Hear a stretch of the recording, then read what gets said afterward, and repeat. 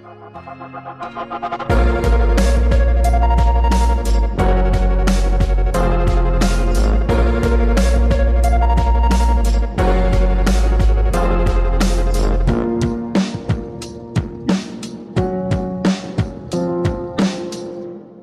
to Blackbird, episode number 32. My name is James, and today I am joined by Nick Ashley of the Individualist podcast. It's a pretty freewheeling conversation, the kind that I like, and I think most of you like as well.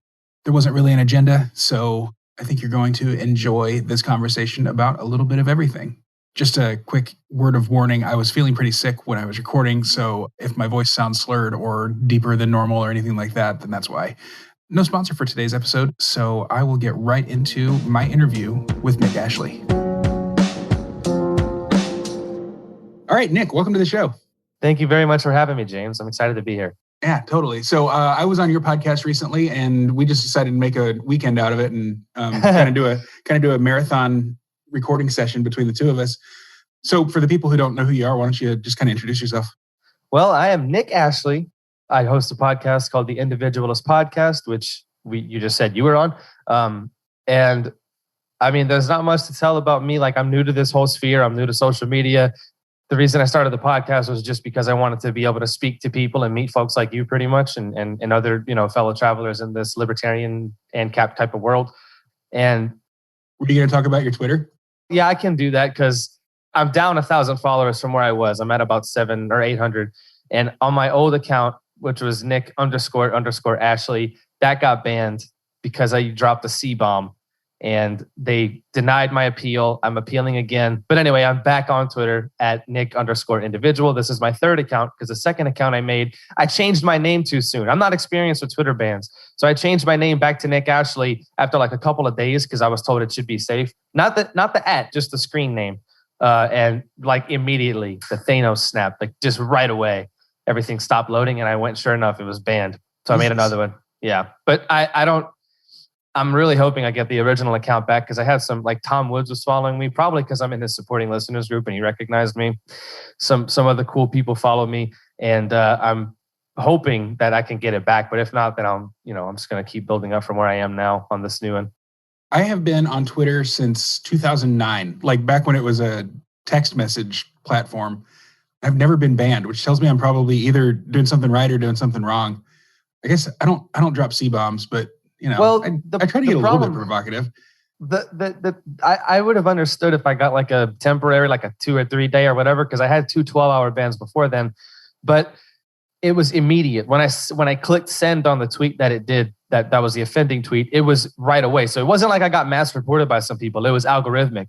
And like, I've been so bitter about it the whole time because I'll go back and just, if you search the word, I don't know what kind of language is okay on this show, but whatever.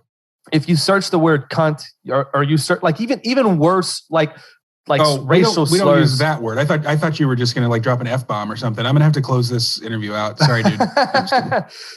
If you search the word, any of the slurs, you'll find them.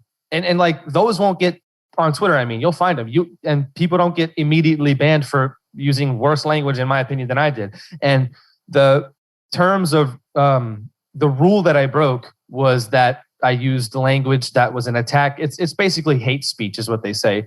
But like I said, I've seen worse language like the N-word or the F slur for gay folks, stuff like that, which I've seen people get banned for. And I've seen other people not get banned for. So I'm really bitter about it because they're so inconsistent with the way they enforce their rules, and it's really aggravating.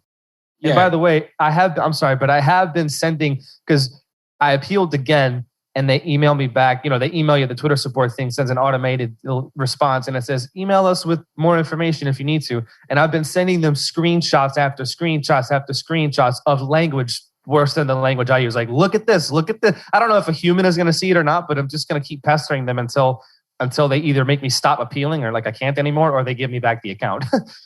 Yeah, I hope it works out because, it's tough to lose that many followers when you're trying to build a brand, Yeah.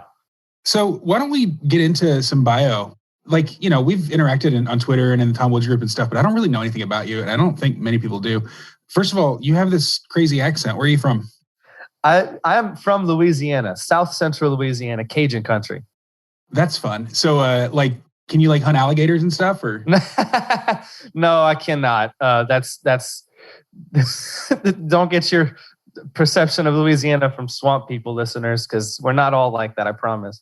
No, I'm not. My wife says otherwise, but I don't have, because Cajun isn't just like a culture; it's also kind of a heritage ethnicity type of thing.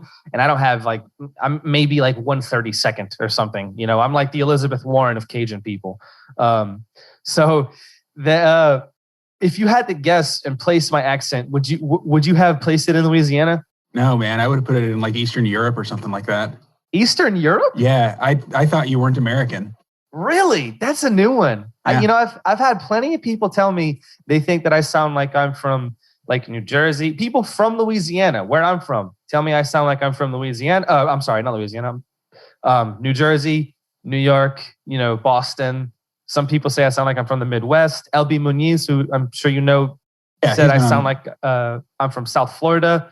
So for you to say not even American, that's a brand new one. And I think that's really interesting. Well, Emeril Lagasse, the Louisiana chef, sounds like he's from Brooklyn. Is that common, like with Louisiana accents, to just sound like everything? I have no idea. I've never really thought about it. Okay, cool. So now you're in Georgia, right?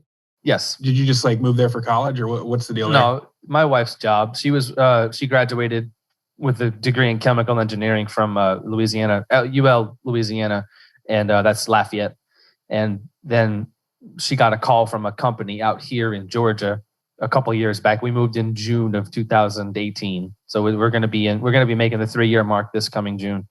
Great. So you can almost register for the LP of Georgia then. Is that right? Well, no. Cool. So tell me about the Individualist podcast. Why did you name it Individualist, first of all? For one, I thought it was I consider, how do I word this? I'm sorry. I never really had to explain this before. There's so many libertarian podcasts. It's almost a trope, Yeah. It's kind of a meme. And individualism is, to me, part of what kind of, if you're looking at things from an individualist perspective, then you're going to get a lot of stuff right. And another reason was because the reason I used to be sort of a milk toast kind of lame libertarian whenever I was 20 or 21. And then what really pushed me over the edge to being like, I call myself an ANCAP, but I don't know, because capitalism is a dirty word for a lot of people and it has so many different definitions. So market anarchist, whatever, just we're like a Rothbardian libertarian. But I'm down with your ANCOMs, because if they're cool, stuff like that. But anyway, what really put me over the edge was discovering the Austrian school, and that is based on the individual's actions. And the way the Misesian approach and the Mengerian approach to how economies work, that really took me and said, "Oh, okay, this is the real thing. This is it." And it's all from an individualist perspective. So everything, I wanted to have a good name. And there's a couple of other podcasts called Individualist or The Individualist, but those are more about I found 2 of them, and those are more geared toward like a self-sufficient kind of thing. Almost like a Randian perspective from what I gathered from the descriptions. But I thought it fit me because that's like, I look at people as individuals. Is how I describe part of my philosophy. Do you think that like libertarianism is necessarily individualist? Is like you hear a lot of, especially from Reason, like you hear it on the Reason podcast every few weeks, that we're libertarians, so we're individualists, or something along those lines. Do you think that they're part and parcel with one another, or is that a little more thick libertarian than you'd go? No, I would say I'm a libertarian because I'm an individualist and not the other way around. And I don't know if libertarian, we actually had a discussion like this in a group chat that I'm in. Well, you're in that group chat and you saw it, but somebody was making a point that libertarian is inherently individualistic. And when I started to think about it, I had never thought about it in those terms that this other guy was bringing up. And the more I think about it, the less I think that libertarianism is inherently individualistic, as long as your collectivist ideology is voluntary. Because I think that like anarcho-communism or libertarian socialism, while I don't think it would, people say this about market anarchism or anarcho-capitalism, but my criticism of like ANCOMs is just that I just don't think that it would work very well. I think that private property is the way to solve a lot of the issues that that face us whenever we have a free market and no government, or no state.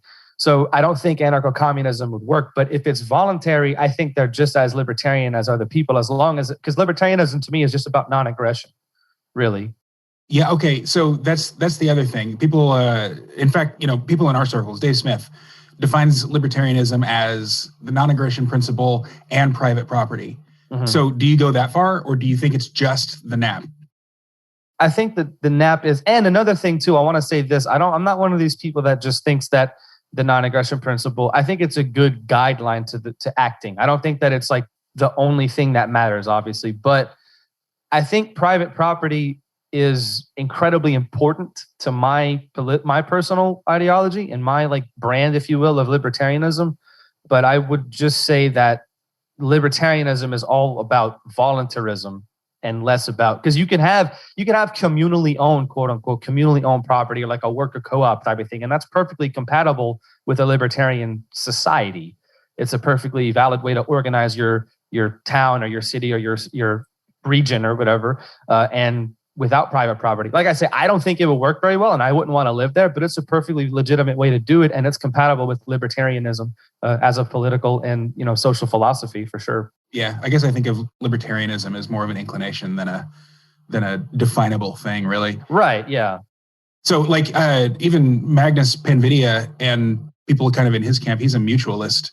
So I mean, they're basically ANCAPs, except that they have a problem with ownership of land, because right. You can mix your labor with the land and build something, but you're not actually building the land itself.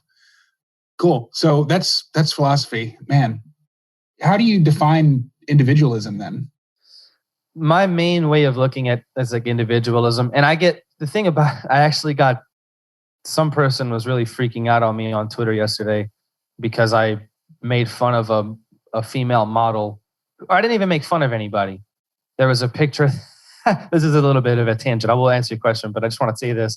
There was a picture of like this female model who had like a mustache that she had dyed blue with like blue mascara or blue eyeliner or something. And it was a close-up shot, really gross because you could see all the pores, and like she had a couple of ingrown hairs. And it was a shot from like Glamour UK, some fashion outlet in the UK. And it just said this, something about the mustache and it empowering women and whatever. And I just quote tweeted that with no. That's all I said. And this person was saying, I'm not an individualist because I'm not comfortable with some other people's personal preferences. And I'm just sitting here like, what does that have to do with not being? I just looked at that and I was like, I don't like that. So just say no. That's all I said. But anyway, and I'm sorry, this poor girl that was going after me, I think she had some kind of issue, not to be rude, but eventually she like apologized and was like, I'm sorry, I shouldn't have done this. And I was like, all right, it's fine. Just chill, take a break and go have a good evening.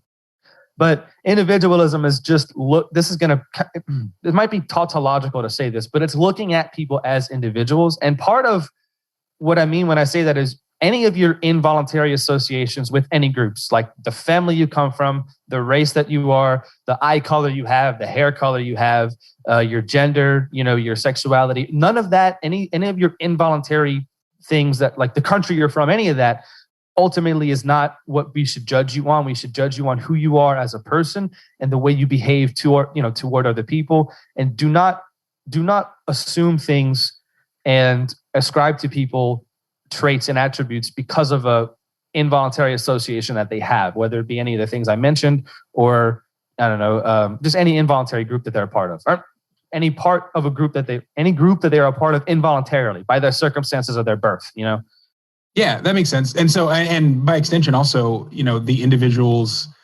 opinions on a woman with a mustache, for instance. And another key is what is good for an individual or what is bad for an individual outside of like weird things as like lactose intolerance or like an allergy you have to something. Because I could say milk is good for you because it's got calcium and protein and stuff. But obviously, if you're lactose intolerant, that won't apply to you. So outside of weird circumstances like that, what is good for individuals, like actions that they take, is necessarily good for a group of individuals to do that same thing. Specifically from things like an economic standpoint. Again, we're going to go back to a little bit of Austrian economics, but like a lot of if you look at the economy, quote unquote, it's just the collection of individuals that are making their choices and buying products and doing work and providing a service to buy their other services and products. So if an individual is doing something that's bad, it's going to be bad for a group of individuals to do that same thing, and vice versa. Good. Yeah, that makes sense. Who were like your influences? You said you found Austrian economics first, but like who? Were you the one person who read Mises first? No. So the way that it worked was, I know you know Backwards and Eric July's band for sure, right? Okay. So I probably told this story a couple of times, but I like telling it because it's just a testament to the work that guy does, Eric July, and the guys in Backwards. Phenomenal music. I had found, I had heard this, I don't remember. No, this is what it was. I had heard a song on Spotify that I could not find again. It was just in one random playlist I was listening to. So I looked up on YouTube. I was like, it was like a metalcore song that had rap in it. It wasn't Backwards, but I was like on YouTube, just metalcore rap. It's like, I think is what I searched up. And it was top 10 metalcore metal rap tracks of 2018. And the number one song on there was Self-Ownership by Backwards. So I started listening to Backwards. And in that song, that Self-Ownership, it talks about, it's basically an exposition of like libertarian ideology, the whole thing. And it's really great. And then another song that they have, he specifically says, there's a lyric that says, read the Road to Serfdom. So Road to Serfdom was the first libertarian writing that I read. Damn. And wow. Yeah. So, but the way that it worked was I had kind of gotten into it from just YouTube searching Eric July. And when I discovered the term anarcho-capitalism, and I obviously discovered Rothbard from that, all the YouTube algorithm put Tom Woods onto the front page. So I started listening to the Tom Woods show, and that was it. He's taught me everything since then, pretty much.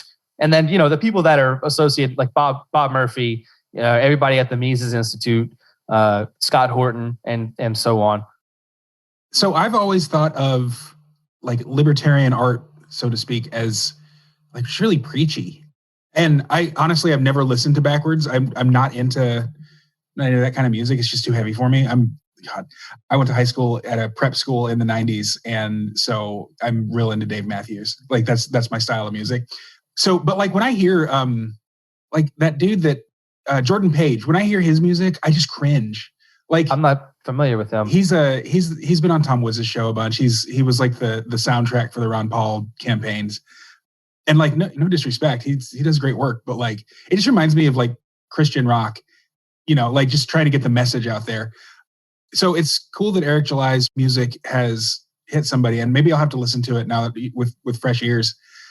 Do you think that there's a lot of people who have a similar kind of, I don't want to say testimony, that also sounds Christian, but like a similar path, like finding it through just accidentally Eric July's music?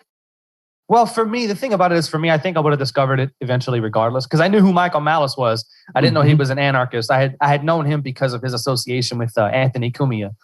So I knew who Michael Malice was. Oh, cool. And I kind of discovered, like, when it kind of came around and found out he was like associated with Tom Woods and Dave Smith and all these guys that I knew. But I think probably a lot of people have a similar path where they discover it through some form of art. But I mean, Eric July's, the album they released was pretty big, and particularly for like a strictly like expressly libertarian music. So I think a lot of people probably have had a similar trajectory as me. Isn't the name of their album like Human Action or something like that? Like no, the name of the album is Veracity, but they have a song on it called Praxeology. That's the song that says Read the Road to Serfdom. Yeah. Nice. Do you know, are there any other libertarian artists who are kind of making it big or spread the message? The biggest probably that I know, and they're not like an expressly libertarian band, but the singer Phil Labonte for All That Remains. Oh, sure. Yeah. And they have a couple, like they have a song on one of their albums called Sing for Liberty. And you can pick up the libertarian, like the one, the Leave Me Alone kind of theme, and the kind of self-sufficient kind of theme too.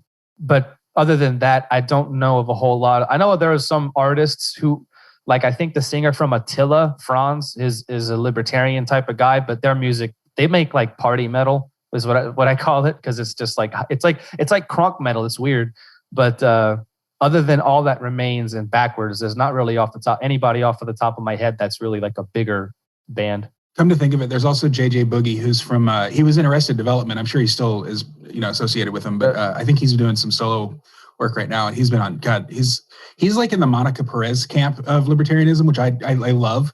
It gets a little woo-woo conspiracy for me, but, I would never not recommend someone listen to her or him. And actually Arrested Development was like one of my childhood favorite bands. My parents had their CDs and stuff. So that's cool. And then we've also got a lot of visual artists like Top Lobster. Yeah. He made a shirt for me. Yeah, I saw that. I was looking through his Instagram earlier. Yeah, he's great. He makes all the art for Joshua Smith's shows, and he makes all kind of great shirts. I've got a couple of them.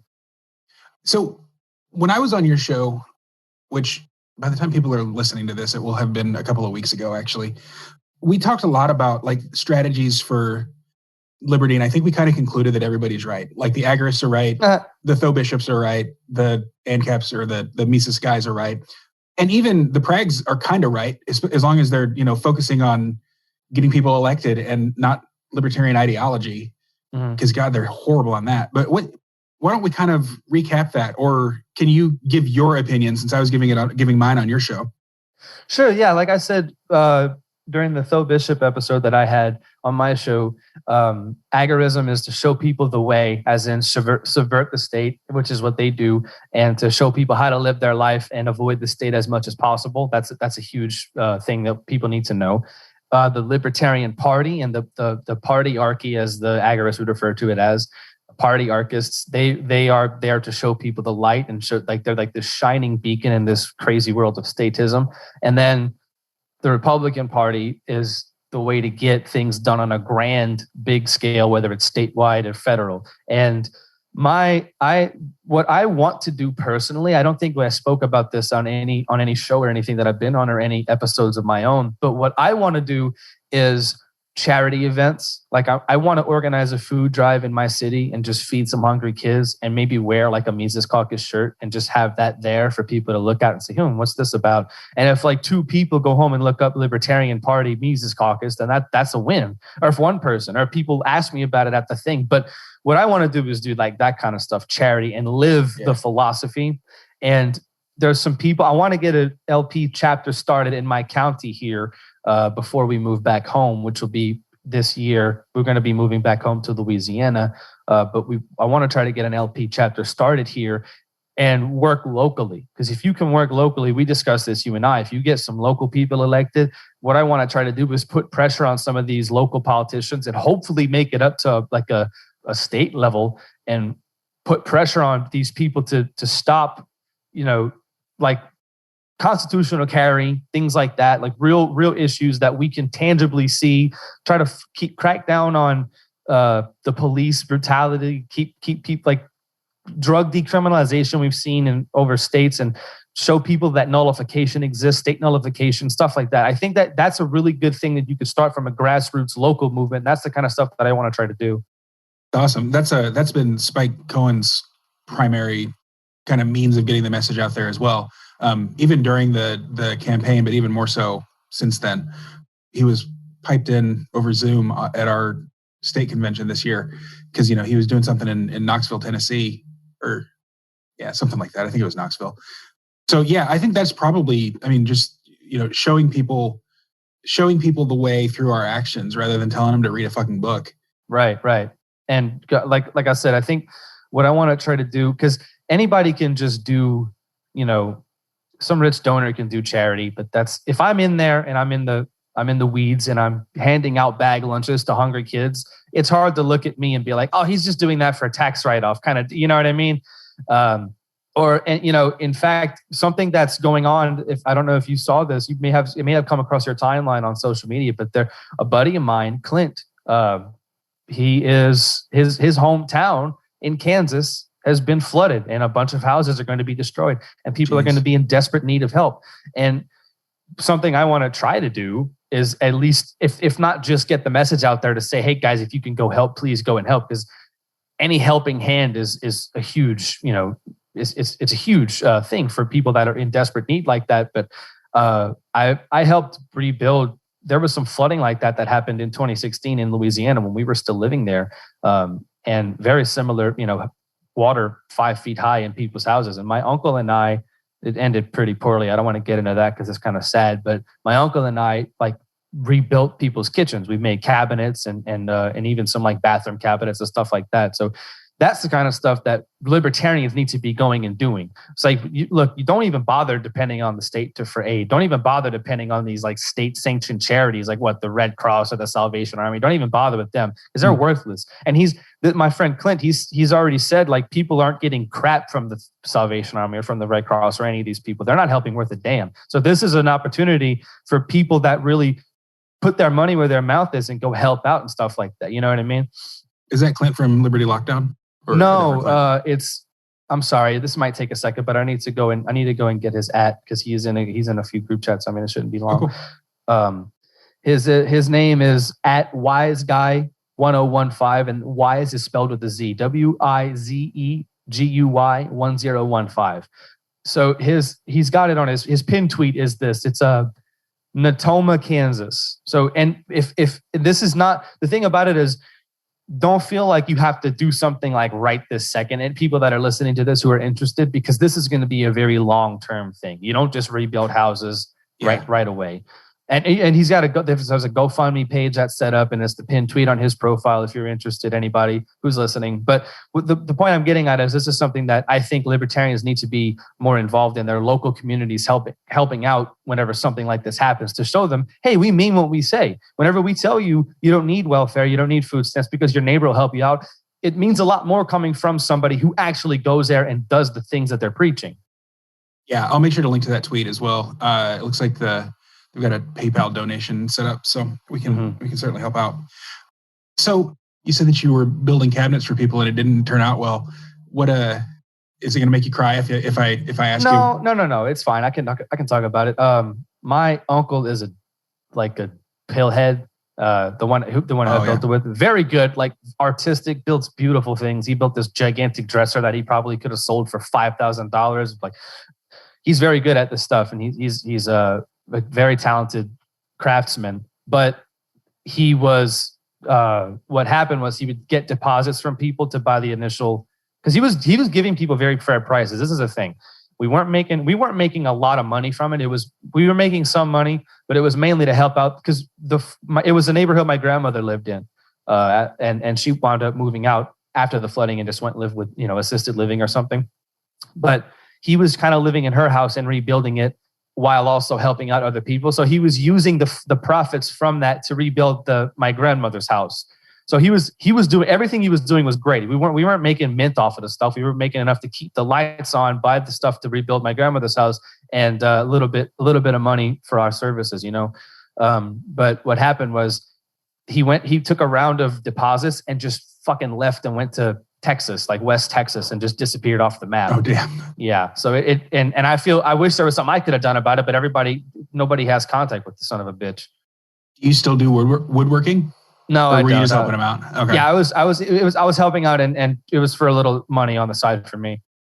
I've been like addicted to these wood turning videos where they use a lathe to make all kinds of crazy stuff. It's mesmerizing. I know, it really is. I just have them playing in the background all the time, and it's something that I'm interested in getting into just because I'm kind of obsessed with side hustles. Do you have any like side gigs or anything like that you're doing? Are you monetizing your podcast? I do not. I'm not monetizing it. I don't know if I will or not. That's not why I got into it, but I may eventually start, just because it'll be something. It'll be worth it, I'm sure, at some point. But I'm not right now. I don't have any side gigs. I'm a mechanic, and that's my real job. And I work a lot now, so I don't have a whole lot of time. Yeah. Otherwise, I work for a software company. I'm just constantly sitting at a desk, just like I'm like the same desk I'm sitting at right now. So I would love to be doing something with my hands. Although I did just get a garden, like a good little agorist. I've got my garden planted out back now. Where did you come from politically? Were you conservative, or like it sounds like you were into Anthony Cumia, so maybe you were just into whatever was edgy. But did you have an ideology? Yeah, I kind of did. I was basically an establishment like Republican, Fox News watching type of guy, because my dad's a good conservative, and I'm bringing him over to libertarianism as I go through this stuff too. I'm taking him along on this journey with me, kind of like he send me texts every now and then. Hey, I'm listening to Scott Horton on Tom Woods right now, or like I just read Fool's Errand. Just, wow, I can't believe they fooled me, kind of stuff. And on my account that's now banned, you would see me posting screenshots of like the text between he and I that was just like, son, I can't believe, like, I just listened to Tom Woods and I can't believe, X, Y, or Z. And like, I sent him the Monopoly on Violence, the documentary, and he was like, wow, that was good and stuff. So, but anyway, yeah, he watched Fox News and he was always good about fiscal, like he's a literal, like an actual fiscal conservative, not a Republican complain about spending when Democrats are in office, fiscal conservative. So that I had a good base there, like economically, like sort of, but the war stuff I wasn't good on, and this is granted, this is whenever I was in high school, and the way that I worded it in a blog post I wrote is like, there's no better ideology for an immature teenage boy than neoconservatism, because it's all about blowing up the bad guys and taking over and crushing all the small peasants that, you know what I mean? And loving the military, loving the tanks and the guns, which that's cool to love, like guns and stuff. Don't get that twisted, listeners. I don't mean it that way, but just loving the militaristic nonsense. Like, oh, this is cool because they're tactical and they go in and they get the bad guys. And it's like a childish view of the world where it's like good guys and bad guys, So it's perfect for an immature teenage high school kid that I was. But eventually, what happened, this is a very funny thing. I wonder if this happened to anybody else. I would love to hear it if you have. But Obama, basically all the Fox News that we were watching, all they did was criticize Obama. And that included whether he was soft on a country or whether he was too hard on a country, because he previously said he was going to do the opposite, right? So a perfect example of this is whenever this stuff started happening in Syria, and he like promised at the podium, I am not going to send anybody to Syria. I promise you there will be no boots on the ground in Syria. And then eventually it came out that there was like a few, like 3 or 4, like a handful of American special forces that went to Syria, and Fox News was all over it. There's boots on the ground in Syria. He's breaking it. So that was like, eventually it got to the point where Obama was such a warmonger, and I hated Obama so much that I started to hate war. It really is a no ideological progression there other than I hated Obama, so I hated what he was doing. So I started to hate war because he waged a lot of war. And That's so funny. Yeah, that kind of opened. It just comes from a place of immature indignation. Like, he's doing things he said he wasn't going to do. I hate this guy. And then eventually it kind of just that opened the door. That war skepticism opened the door for me to be like, maybe it's really not good that we're waging war in 17 countries right now, Yeah. And killing people is bad. And then eventually I kind of became like a cruddy libertarian, where I would just like if I was in the same place I was whenever I was 20, I would be one of the ones saying, like, one of the private company bro kind of guys, you know what I mean? But then eventually I discovered backwards. And like I said earlier, it was all over from there. Yeah, the private company thing, I've only recently come around to kind of understanding how libertarianism as an ism can be reconciled with kind of opposing these giant state-aligned corporations. Right. It was a huge roadblock for me. Me too. I was living with my grandparents at the boots on the ground time. By then, I think I was a Ron Paul fan, but my grandfather would fall asleep watching Bill O'Reilly every single night. Yeah. So yeah. I think I remember that. God, wow. I guess I didn't follow it well enough to realize that they kept flipping their narrative. At that point I was still very blue pilled, and I saw Fox as the conservative news network, and MSNBC as the progressive, and CNN as the centrist. It was just, I think Trump really, for better or worse, exposed a whole lot of that. I think that's probably the best part of his legacy is the number of people who have become aware of the cathedral. Oh yeah, definitely. Yeah, it's so funny because the Fox was very. I remember this so clearly because I was in the same place. They were so inconsistent with the way it didn't make sense, and it was completely incoherent. Because whenever Obama was talking about taking troops out of Iraq, they were all, we can't come out of Iraq, we can't. And then whenever they wind up doing it, I know there's more to the story than this, and anybody who knows anything knows this, but then ISIS was created, and they were like, you see, that's what happens when you pull out of a country. The power vacuum, blah, blah, blah. But they were complaining that he was sending people to Syria at the same time. It was so now thinking back on it, it was so insane, dude. And then Libya, like some of the Fox News people were good about Muammar Gaddafi being killed. They were like, this is stupid. We don't need to be involved in Libya. So it was so crazy. But I was lucky enough, or like, I don't know if I would consider myself that I was smart enough or critical. I thought about it critically enough. I don't know what it was, but I happened upon the path that I was like, oh, Obama waging the wars is bad. And that kind of led me to the pulling out was good, you know? You're about 10 years younger than me. Did you ever go through the like libertarianism equals the Constitution phase? Yeah, eventually. At one point, I considered myself to be like a constitutional conservative.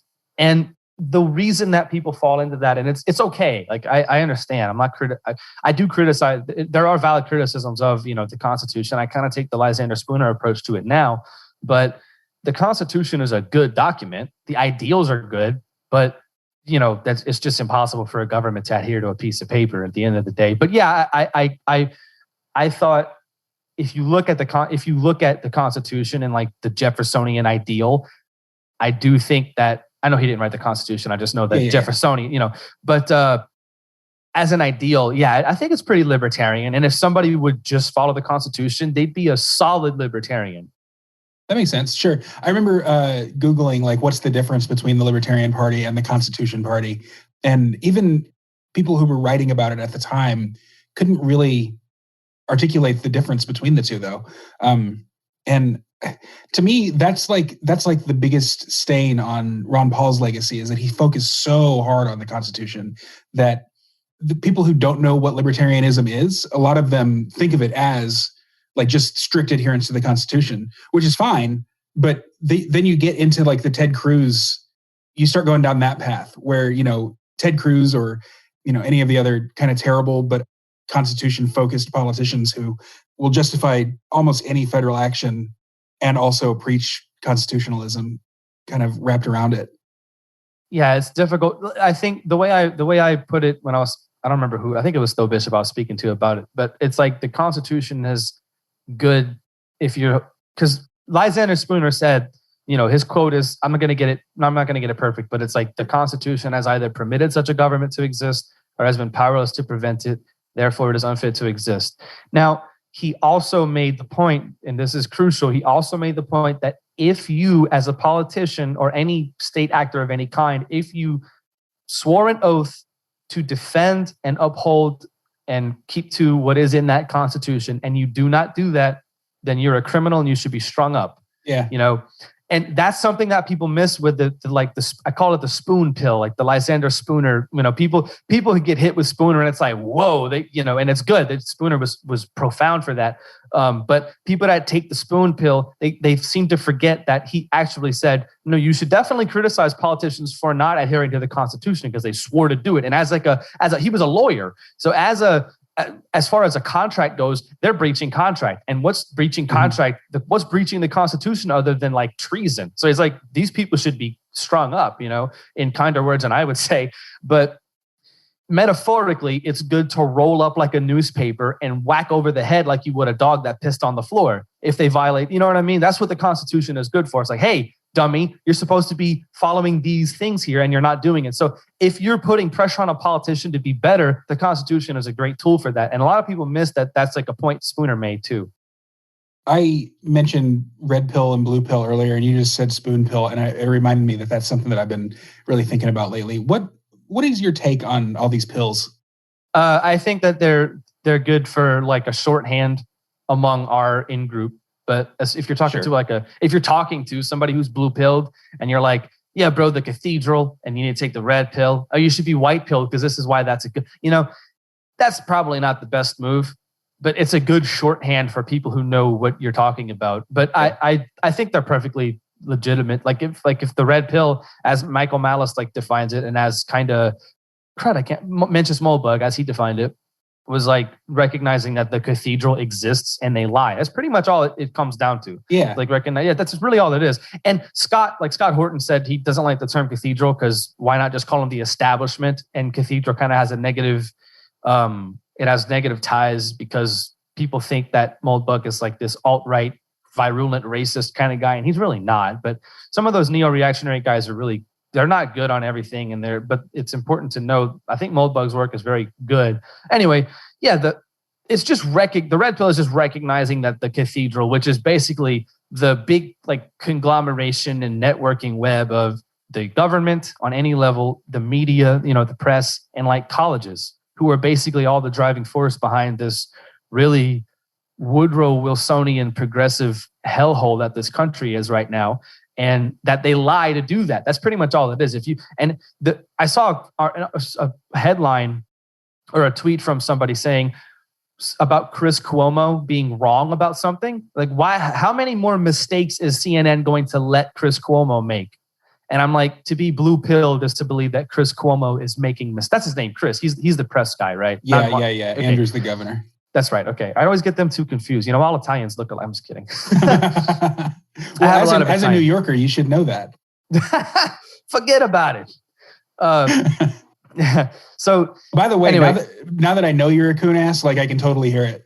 I'm glad you know the word coon ass. Yeah. I'm glad you know that word. Sidebar, since you said that, I used to work at a chemical plant, which actually the place my wife works right now. A lot of black folks that work there. Georgia's got a lot of black folks, large population in the area. A lot of black folks that worked at that chemical plant. And I was talking about something like some superstition that Cajuns have to two white guys. And I said the word coon ass. And there was a black guy in the doorway. Oh, right? Shit. Yeah. He was sitting there cracking up because I think he knew I didn't mean like a racist thing, but he was like over there cracking up, and the two white guys I was talking to were looking at me like, dude. But I was like, oh, no. It just means Cajun. It just means Cajun, I swear. Well, that's the thing. I didn't even think about it. But like in African-American vernacular English, like the word ass, just like if you say like with yo coon ass, like you're referring to someone as a coon. As a coon, right. That's I could see where that might cause some confusion. Shit. Yeah. It's like the guy it's like the word niggardly, which just means stingy. Like, I mean, I totally forgot what we were. I have no idea. I just let us down a complete. Yeah, there you go. That's okay. It's okay. Chris Cuomo had, he said something that was quote unquote wrong. And he said, so somebody on Twitter was like, how many more mistakes is CNN going to let Chris Cuomo make? And I'm like, if you think he's making mistakes, that's like the definition of the blue pill. You think that this guy is he's trying to do his best, but he's getting stuff wrong. It's like, no, he's actively lying. You think he's not lying to cover up his brother's crimes? Come on. Yeah, like fucking Dave Rubin, who I used to love, he just recently tweeted something or sent something in his email list or something like that. But it's like he's interviewing some people because the media was hypocritical about Israel. Like, I mean, what? Of course the media was hypocritical about Israel. What? Are you still like the media should be logically consistent? You still actually think that? Like, another part of the red pill that I've kind of thought up is the word corruption. And like when you're talking about a government official being involved, like having cronies or whatever, like getting kickbacks from a corporation, that's not corruption, okay? Corruption kind of implies that something is wrong with what's going on and the system is working in a way that it's not supposed to because somebody is acting out of line. This government is corporatist. That's how it is supposed to operate. It's evil. Evil is the word to use. Evil, bad, whatever. It's not corruption. Corruption would imply that something's going wrong. It's not going wrong. That's how it's supposed to be. You know what I mean? As planned, yeah. It's working exactly as it's set up to work. It's not corruption. Corruption would be it's working in a way that it's not supposed to be working. And we're basically this quasi-fascist, like corporatist government that we have. That's how it's supposed to work. This corruption is part of the game. So it's not even corruption at that point, like definitionally.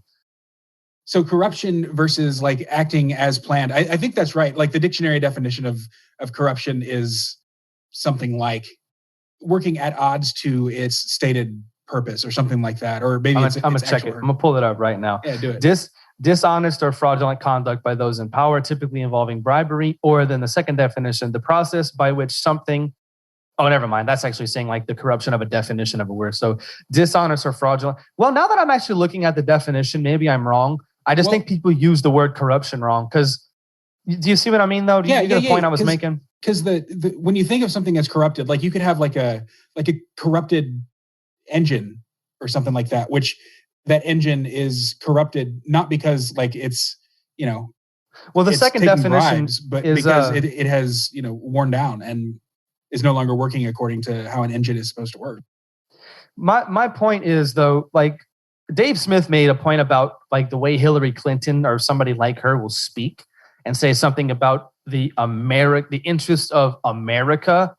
Well, like it's in America's interest to kill, because she really was all giddy about getting Muammar Gaddafi killed. She loved, like she was quivering in excitement when it happened. Do you remember that shit? Yeah, like she said, yeah. She was like, we came, we saw he died. That yeah. She was full of just fervor for that guy's death. So when she says, if she would have said, I don't know if she ever specifically said this verbatim, but if she was like, it is in America's best interest that Muammar Gaddafi was killed.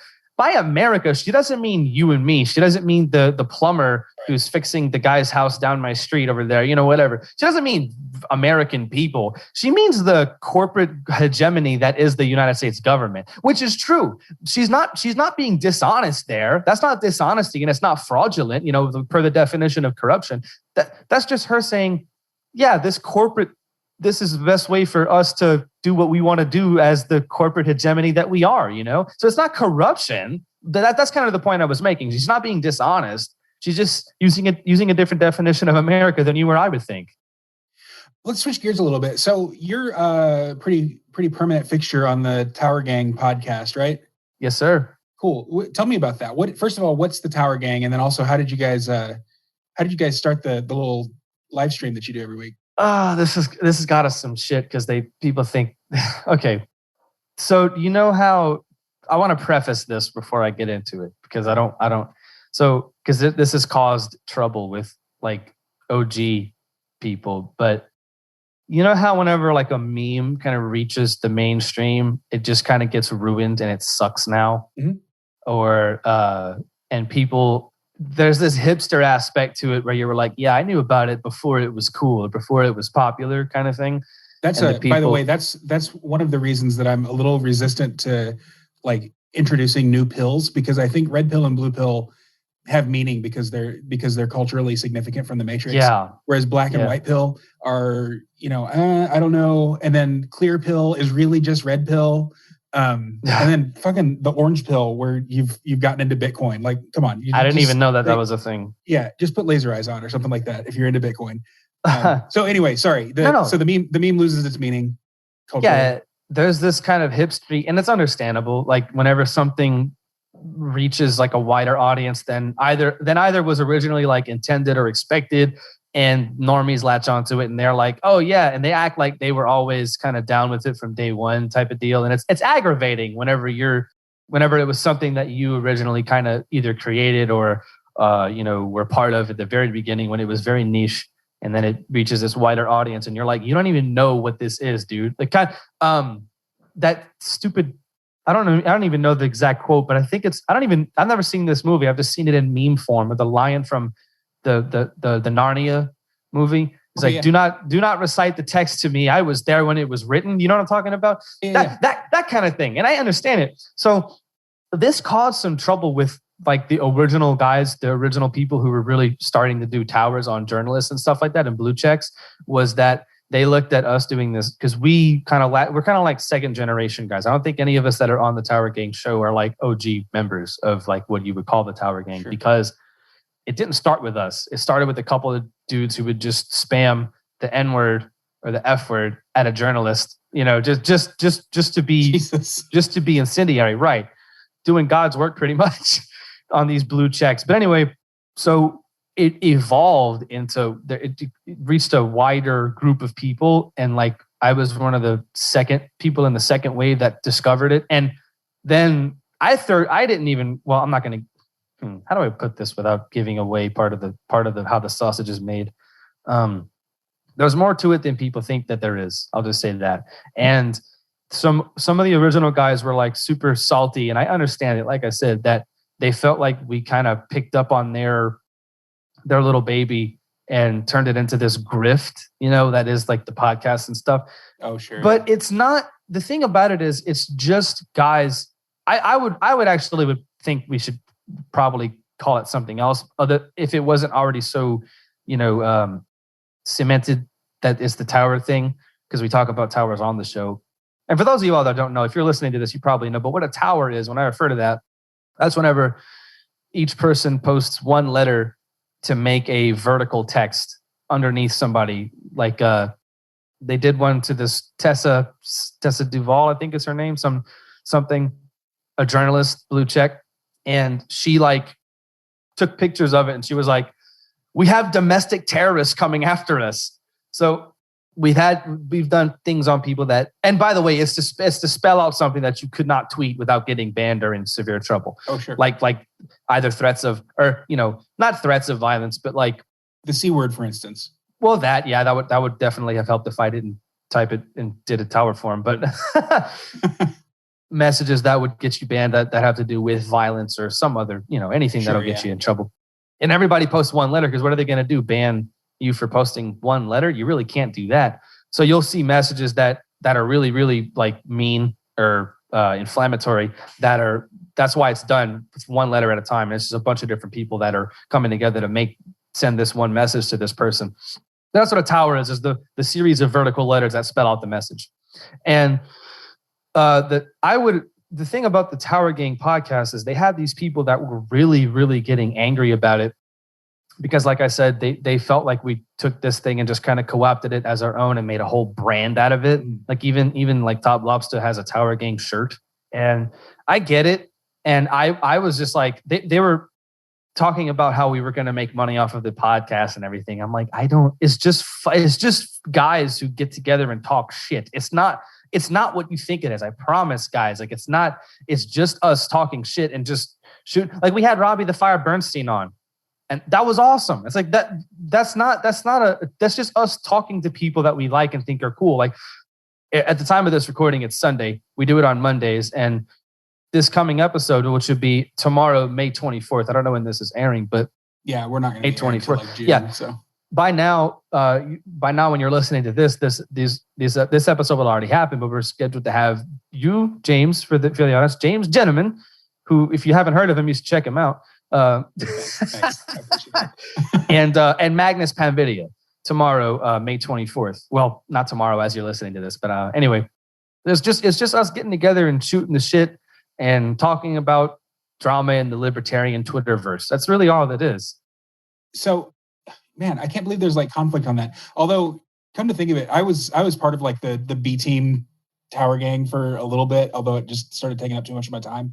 Yeah. And I created a fake Twitter account and even like registered a domain for that GFY Industries. Okay. Meme. I was like the GFY Industries HR manager or something like that.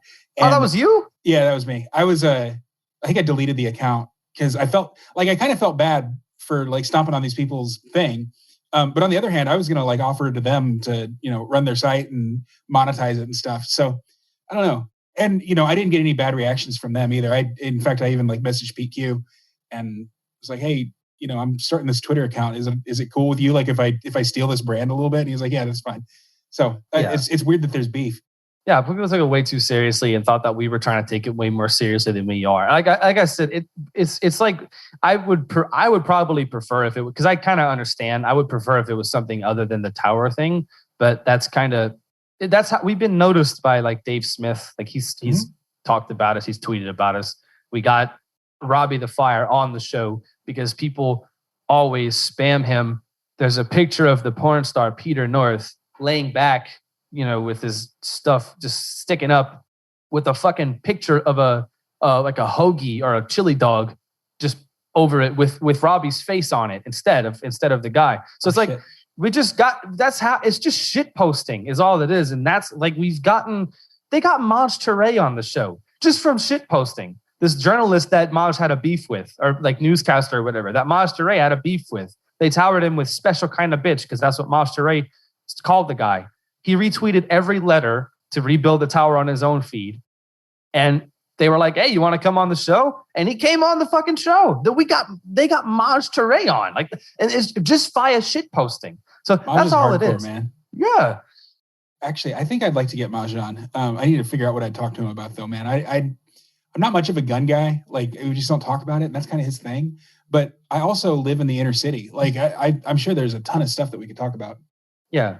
And in fact, I was there at the LP convention last year when he and Nick Sarwar got into it. So dude, that picture is so funny. He's just standing there, and then Nick is like, "Oh shit." Cool. Well, why don't we start winding it down? Your allergies are bugging you, and I'm starting to feel the fever coming on. So, Oh man, I hope you don't have too bad of a reaction to it. Yeah, A guy that I work with had basically had a flu for like 3 or 4 days, but he's like 60. He's a 60-year-old chain smoker, so he's not healthy already. Yeah. Cool. Yeah. So why don't you plug away? Tell people where to find you and all that. Sure. So on Twitter right now, it's at Nick_individual. If I ever get my original account back, I'll go back to that one. But for now, Nick_individual. Individualistpodcast.com is my website. I've been slacking really hard on writing blog pieces because I'm so busy. But my website is individualistpodcast.com. And my podcast is hosted on Anchor. So it's anchor.fm/Nick-Ashley. The Individualist Podcast. And my pinned tweet on Twitter is always my most recent episode. And my most recent episode is with James. At the time of you listening to this, it will not be. I don't know why I keep saying this without thinking, realizing we're like 2 weeks in the future to these, or in the past to the people listening to this. So I'm sorry about all that. I'm not used to that. But yeah, if you want to reach me at anything, my email is on my website. And my DMs on Twitter are always open. In fact, I had somebody reach out to me very recently to come on. He just DM'd me, I want to be on your show, but don't do it like that because I might ignore if you just say that. Kind of give a pitch first, please. Okay, cool. Well, and I'll make sure to also link to Clint's tweet to raise money for Natoma, Kansas, because that is a pretty good cause. And man, this video on there is just heartbreaking. It is absolutely it's really, underwater. It's brutal. Cool. Well, thanks, Nick. I will talk to you soon. Thank you very much, James. Bye. All right. Thanks again to Nick for joining me today. And thank you, as always, for tuning in. If you haven't already, make sure to head to blackbird.substack.com, sign up with your email address so that you never miss an episode or an article that I write. And if you're feeling particularly generous, sign up for the paid subscription so that you can help out the show and benefit from premium content as that is released. That's it from me today. So until the next episode, live free.